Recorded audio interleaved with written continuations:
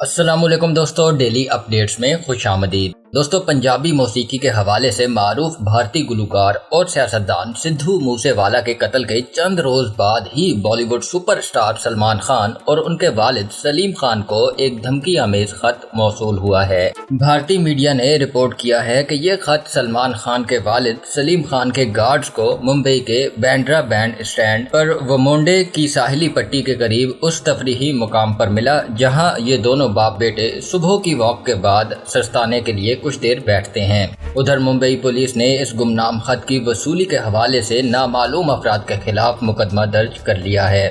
خیال رہے کہ یہ پہلا موقع نہیں جب سلمان خان کو اس طرح کی دھمکیاں موصول ہوئی ہوں۔ اس سے قبل بھی سلمان خان کو دھمکی آمیز کالز اور خط موصول ہو چکے ہیں۔ دریں اثنا اس حوالے سے اطلاع یہ ہے کہ گینگسٹر لارنس بشنوئی جو سدھو موسے والا کے قتل کا ذمہ دار ہے، وہ سلمان خان کو راجستھان میں قتل کرنے کی دھمکی دے چکا ہے۔ یاد رہے کہ سلمان خان کالے ہرن کے شکار کیس کے سلسلے میں راجستھان کی عدالت میں پیش ہوتے ہیں۔ اب تک کے لیے اتنا ہی دوستو، مزید ویڈیوز کے لیے میرے چینل ڈیلی اپڈیٹس کو سبسکرائب کیجیے اور بیل آئیکن پہ کلک کیجیے تاکہ مزید آنے والی ویڈیوز آپ تک سب سے پہلے پہنچ سکیں۔ اللہ حافظ۔